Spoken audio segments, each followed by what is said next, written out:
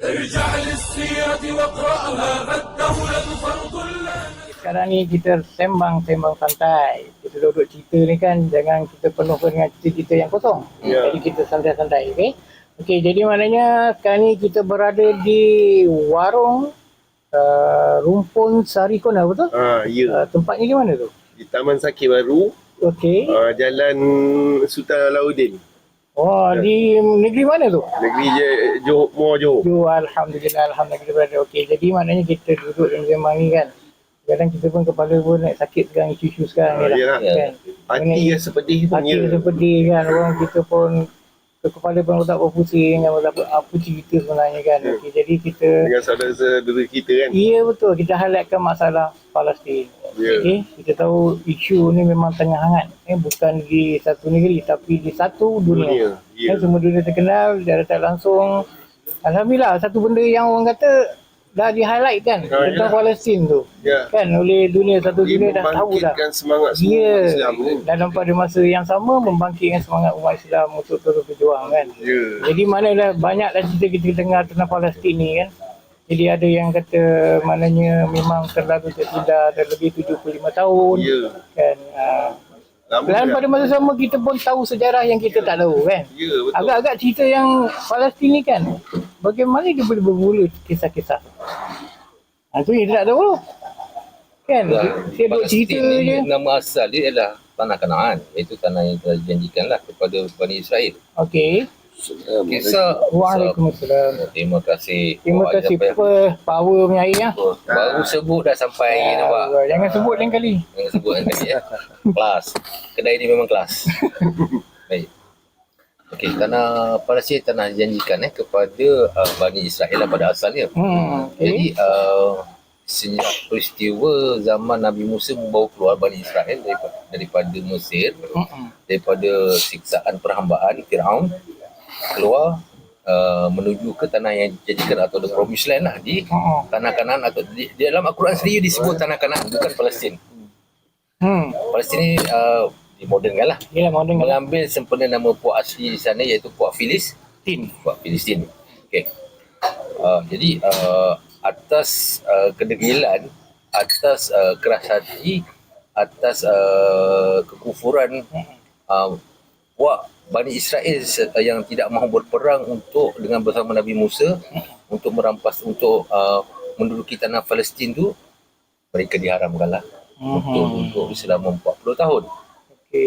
Selepas itu tanah Palestin dipimpin oleh Nabi Yusha bin Nun, atau dalam bahasa Ibrani dia Nabi Joshua dapat menakluk tanah yang dijanjikan atau the promised land tu, dan mendirikan sebuah negara di situlah.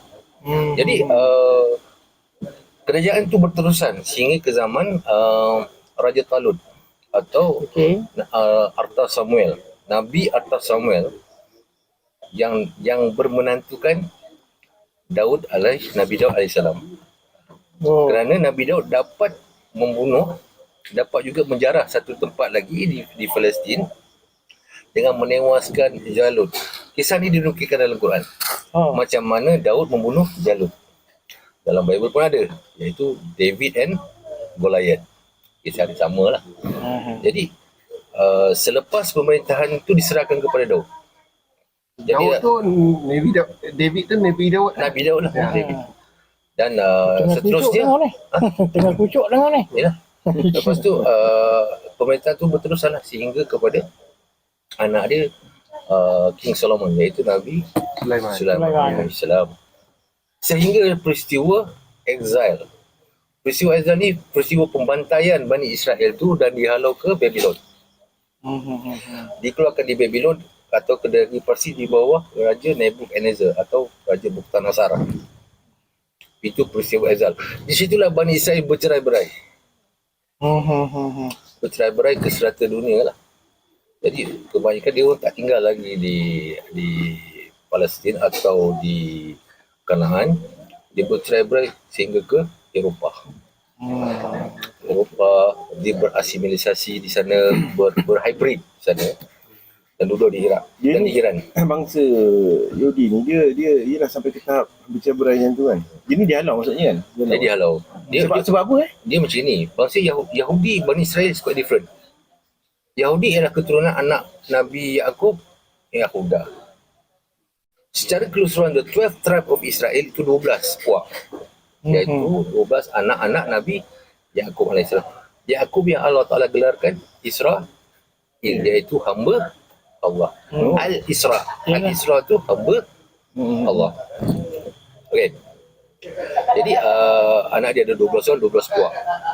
Dan peristiwa Azal itu memecah belahkan dia orang. Ramai yang ada di Iran sekarang. Itu pasal akhir zaman bisyarah Rasulullah SAW dikatakan bahawa Mahdi akan keluar ini percayalah bersama 70,000 orang Yahudi dari Khurasan, Iran.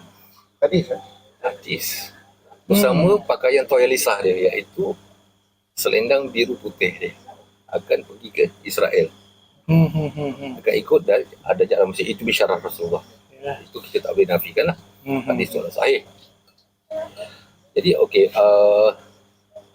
tanah Palestin ni adalah sebab satu tanah yang tak boleh aman daripada dulu sampai sekarang. Sentiasa menjadi rebutan daripada puak Bani Israel sendiri, puak orang Kristian dan puak orang Islam mempertahankan. Kerana apa, memang ketiga agama ni dia agama Samawiyah, iaitu agama daripada langit. Tapi dua ni dah disesatkan, dipesongkan. Dan tinggal hanya satu, iaitu yang kita akui agama kita, yang berkalimatkan la ilaha illallah Muhammad Rasulullah, yang menjadi juru kunci pemegang amanah untuk menjaga Al-Aqsa. Dia merupakan kiblat Pertama. Kiblat pertama. Jadi sinonimnya kepentingan Al-Aqsa itu sendiri adalah dalam surah Al-Isra tu, yang menceritakan tentang perjalanan Rasulullah SAW kita daripada Mekah ke Baitul Maqdis, dan ke Sidratul Muntaha dan ke Baitul Ma'mur untuk berjumpa dengan Allah Subhanahu Wa Taala. Peristiwa sepanjang tu, itu dalam Islam kita boleh refer sendirilah, kita boleh tahu, kita boleh Google, boleh cari apa semua lah peristiwa tu. Jadi kepentingan bagi orang Kristian pula di situ terjadi peristiwa kelahiran Nabi Isa alaihissalam di Baitul Laham. Betul. Di sana juga. Di sana peristiwa yang dikatakan penyaliban dia di Bukit Ketengkorak atau Bukit Golgota. Di situ. Jadi dan juga makam Siti Maryam di situ. Yang diagung-agungkan di sebahan dia, Mother Mary di situ. Kita sendiri orang Islam pun mengagungkan Maryam. Surah Maryam sehingga ada dalam Quran pun surah Maryam. Itulah surah yang menjadi ikatan antara Raja Najasyi dan Ja'far bin Abi Talib sewaktu hijrah pertama. Buat ibu Aisyah ke Najasyi, Raja Najasyi di Ethiopia. Di Ethiopia. Itu Raja Najasyi tertarik kerana Islam, kerana Al-Quran, kerana Ja'far bin Abi Talib membaca surah Maryam. Ini agama yang benar, kata Najasyi. Okey, jadi maknanya sekarang ni kalau tanah Palestin maknanya masing-masing ataupun Islam sendiri, Yahudi dan Kristian, memang tanah suci mereka lah.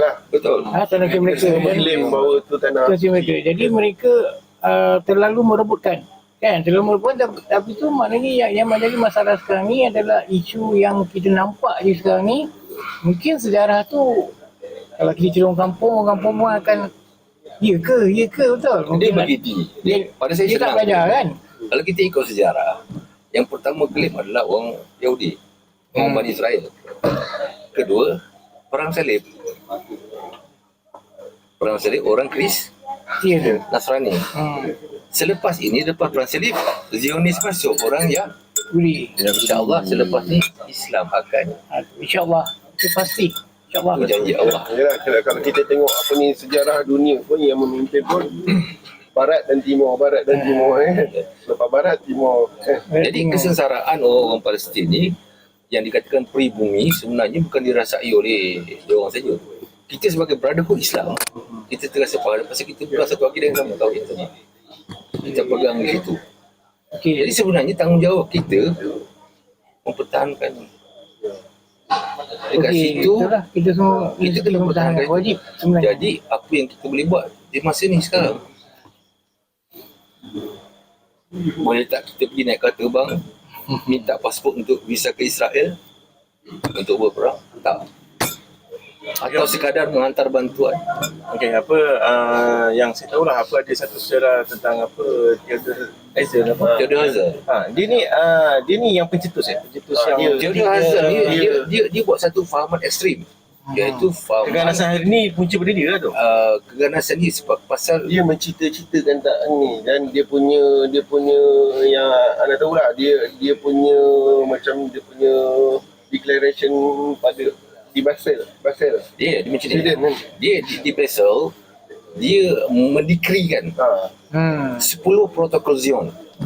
10 protokol Zion yang mana nak kembalikan orang Bani Israel ke bumi Israel. Sedangkan hakikat dia Zionis bukan Bani Israel.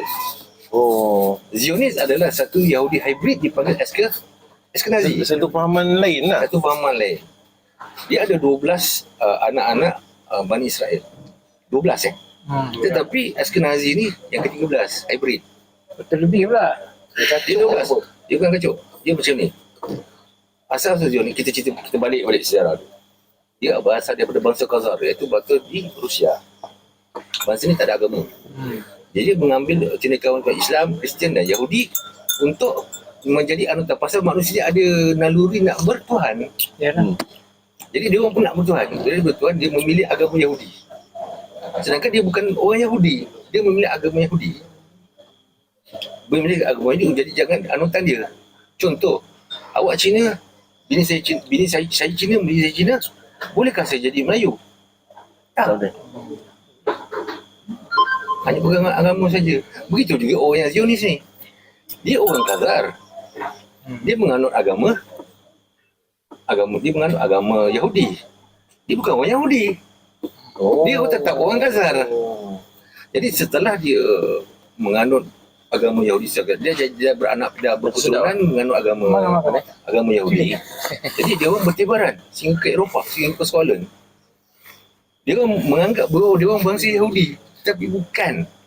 Agama dia saja agama Yahudi.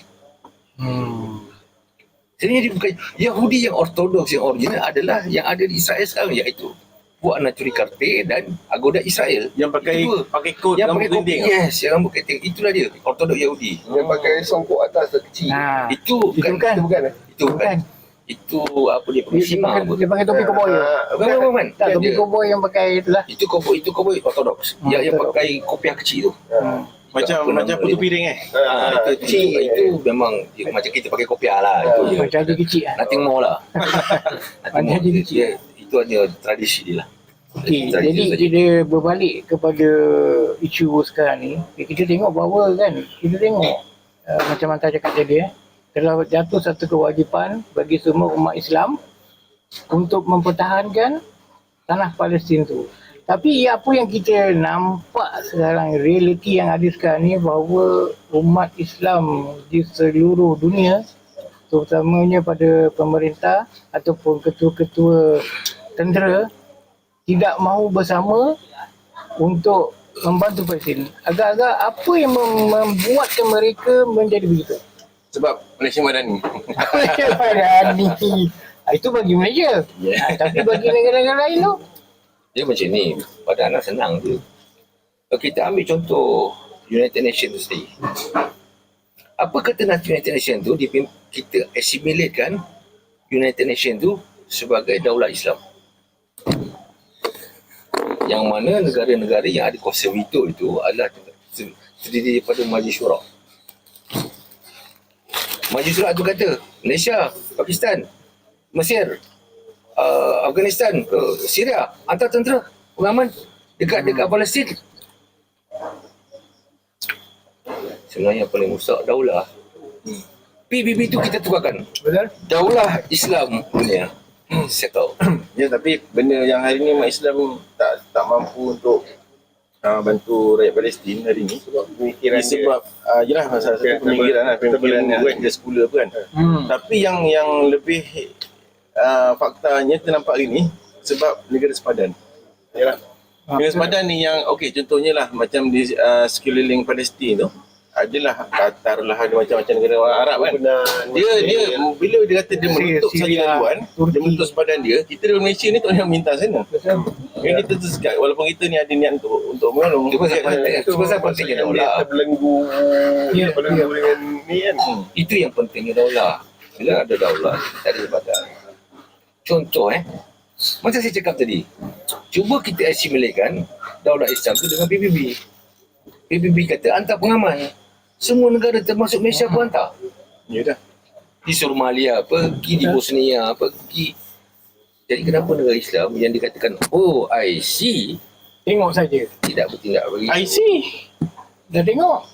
because Masalahnya tu because OIC tu dicipta untuk menidurkan orang, untuk menjadi pertahanan kepada sistem kufar, daripada sistem ekonomi, daripada sistem ketenteraan, sistem whatever sistem lah.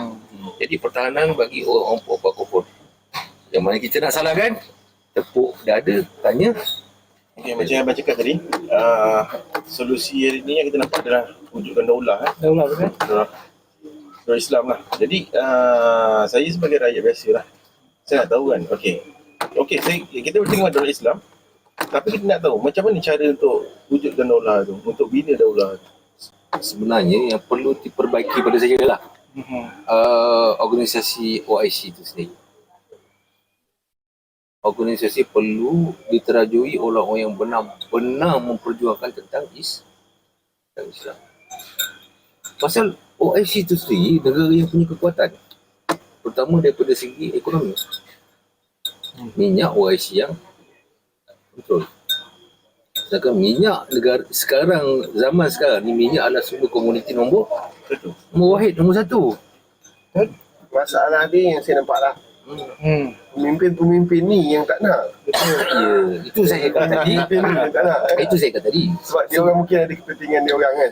Itu yang saya cakap tadi. Sebenarnya OIC itu sendiri kena dibaik boleh. Tetapi sejarah telah membuktikan, sejarah lah, macam mana Al-Malik Faisal, iaitu Raja Arab Saudi yang mati dibunuh oleh saudara dia sendiri kerana tak nak menggunakan dolar untuk membeli petroleum. Kat situ kita tahu di mana pincang dia, di mana tunduknya. Bermakna siapa yang cuba untuk mewujudkan kembali, seolah-olah nak mewujudkan kembali daulah Islamiyah yang betul-betul hakiki. Jadi kita Kalau cerita buat daulah ni, kita dia dah sangat ujung lah cerita tu kan. Islam tu dah nak menang lah. Okey, untuk hari ni lah, keadaan kita hari ni, Palestin sana tengah diserang tau. Palestin tengah ditindas kan. Okey, kita sebagai rakyat biasa ni minum kopi lagi. Tengah minum kopi lagi ke? Kan? Habis apa yang perlu kita buat untuk hari ni? Kita hand ni apa kita boleh buat? Doa. Kalau doa bukannya Malaysia doa, satu dunia doa dah. Saya nampak pemikiran umat tu yang kena ubah. Mafahim dia orang, kefahaman dia orang. Fikir dia.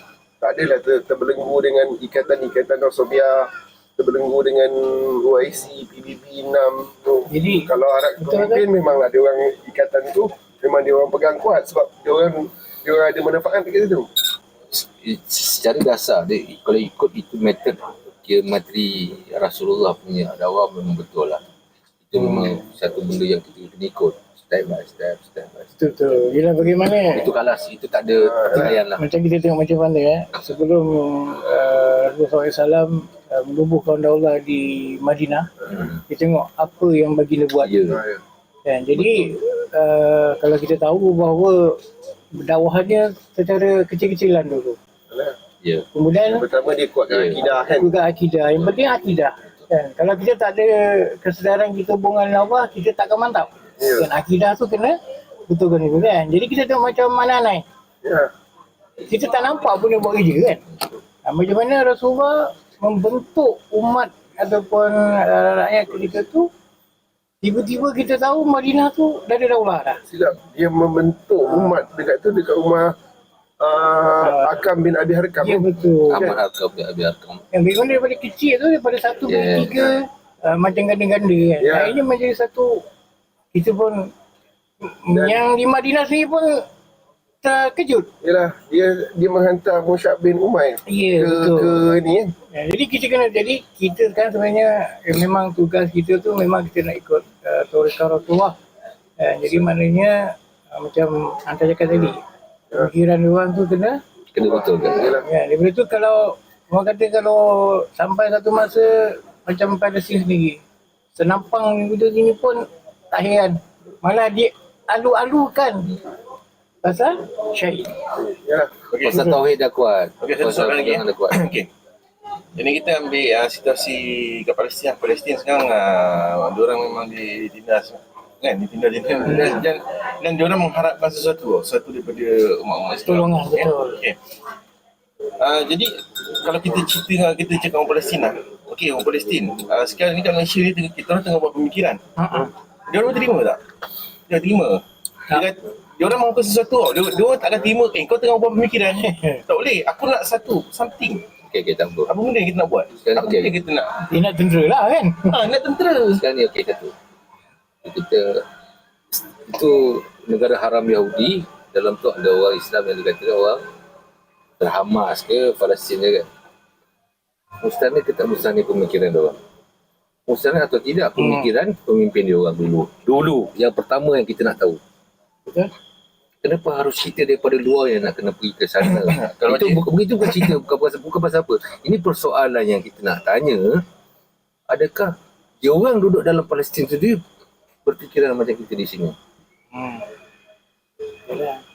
Sepatutnya dia orang kena betulkan fikiran dia orang. Contohnya, untuk membina daulah dia sendiri di situ. Pertama, kita di sini membicarakan atas nama brotherhood. Saya rasa tak ada masalah, bagus. Kita mengikut metod yang Rasulullah buat. Tapi persoalan dia sekarang ada dah rakyat Palestin itu sendiri berfikiran macam kita. Betul. Kan? Mereka sendiri pun mungkin Dia lebih tahu kat dalam negara dia sendiri. Betul? Kalau ikut daripada Rasulullah punya metod perjuangan membebaskan Al-Aqsa, lebih kurang dalam ada satu buku dia membincangkan tentang perjuangan Rasulullah tu sebab lama 18 tahun. 12 tahun bentuk pendidikan, 2 tahun bentuk rundingan dan 2 tahun lagi jihad. Betul. Perangan. Lepas tu semenjak perjuangan Rasulullah tu, semenjak surah At-Tin tu, Rasulullah dah memandang fokus pada At-Tin tu bukan buah yang datang daripada Mekah ataupun Madinah. Dia daripada Syam kan. Yalah. Kan? Palestin lah. Syam tu dibentuk oleh Lebanon, Syria, Mesir, Mesir kan. Dia lebih kurang Jordan. Dekat situ lah. Dekat situ Watin wa zaitun kan, demi buah tin dan buah zaitun tin kan. Syria, zaitun di Palestin sendiri. Dia membentuk bilat Syam lah dekat situ, termasuk negara-negara tu kan. Jadi Rasulullah dah memfokuskan dekat situ. Keruntuhan satu tamadun tu ada sebenarnya dia musnah daripada dalam. Sebenarnya kita sejarah asal lah. Kenapa Palestin jadi begitu? Kerana penduduk asal dekat sana dah korup dulu.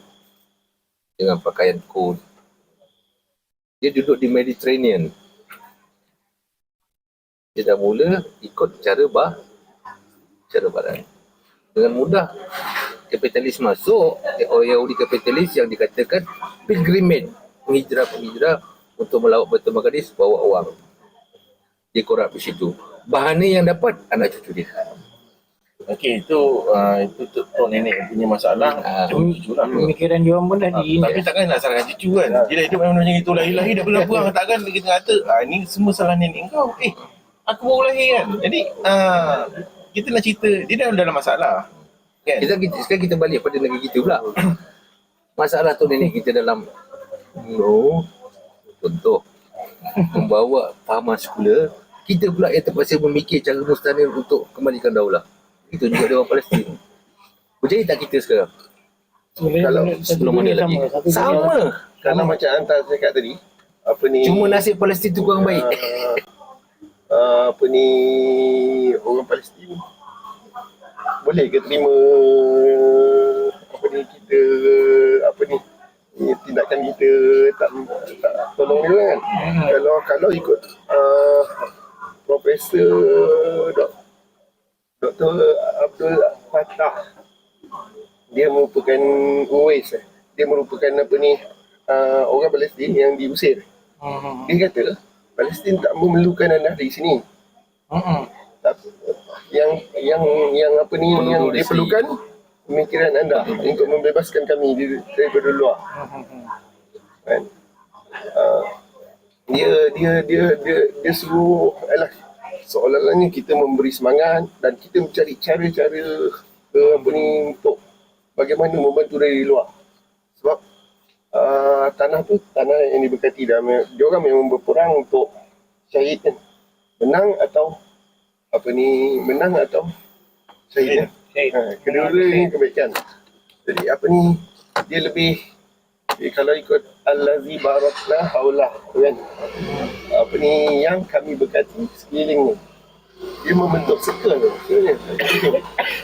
Kalau circle yang kecil tak mampu ni, dia akan pergi ke circle yang lebih besar. Termasuk yang paling besar negara Malaysia yang paling jauh. Jadi dia memerlukan pemikiran kita untuk membebaskan mereka. Tengok tadi kita bincangkan bagaimana untuk masalah pemikiran yang kita beritahu tadi, bahawa kemudian kita ikut bagaimana Rasulullah berdakwah dahulu kan. Kita tahu metod Rasulullah tu, kita tahu kan, macam kita cakap tadi, daripada sekecil-kecilnya sampai mengambilkan Tawbah Nuswah kan. Jadi maknanya kita tengok sekarang ni satu dunia, atau rakyat dunia sekarang ni kan, alhamdulillah kita tengok mana apabila disebarkan tentang cerita-cerita Palestin ni, sama ada dalam Facebook ke TikTok ke media sosial yang lain-lainnya. Jadi maknanya telah melahirkan satu semangat kecintaan, semangat kemanusiaan. Dengan cara tak sama, perkara ni telah menjadi panas kepada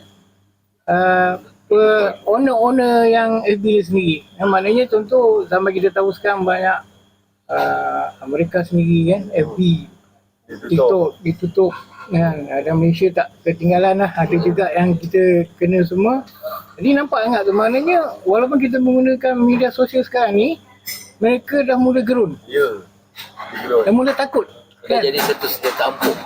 Jadi bagi kita ni yang cuba untuk mengikut tarikah ni, rasanya dah satu bonus untuk kita. Kan? Antum rasa macam Kita dah trigger lah kita dah trigger masyarakat. Betul. Lebih-lebih lagi yang terkena tempias trigger ni owner-owner medsos lah. Dah makan diri balik. Jadi Kan? daripada segi medsos lah, media sosial kan. Tapi tak lupa juga pada yang secara lapangan kan, kita pergi dakwah, beritahu pada umat tentang tarikan Rasulullah tu macam mana kan. Kita buka pemikiran umat Islam tu nak bentuk akidahnya tu seperti apa kan. Itu pun satu memberi kesan yang sangat hebat lah kan.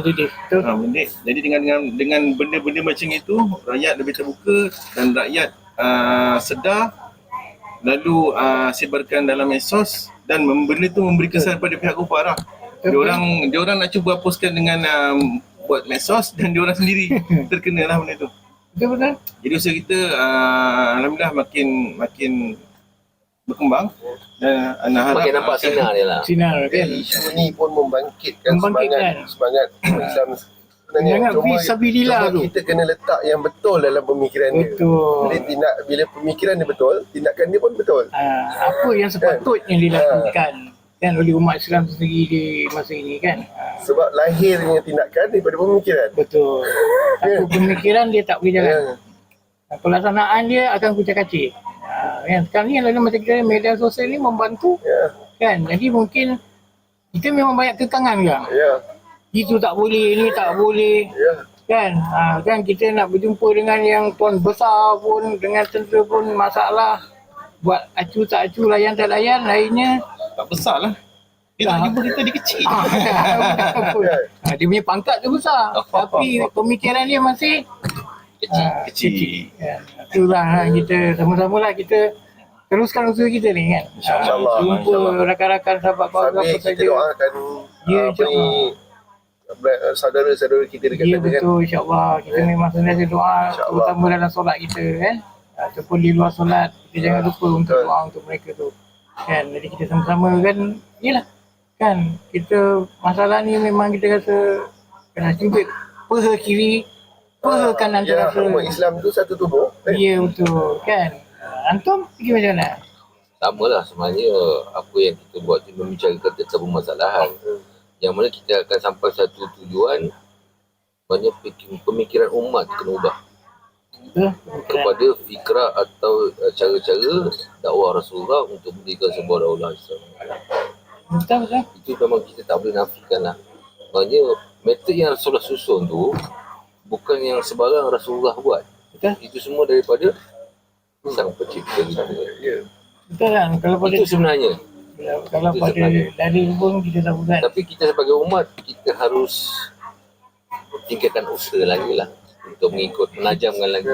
Kita kena berubah. Macam Kita- Rasulullah, mula-mula daripada orang perserangan, lepas tu masyarakat, lepas tu kepada negara dan kepada negara-negara luar kafar, baginda mengubah pemikiran. Jadi kita perlu buat daripada bawah. Lagi satu nak promote. Makanan dekat sini memang best. Nasi goreng semua, nasi lemak. Okay, anda macam mana? Air sekali, air kata. Akhir kata Air saya kata. sebelum kita tutup Belum akhir zaman air kata. Akhir kata pada saya, lepas makan bayar.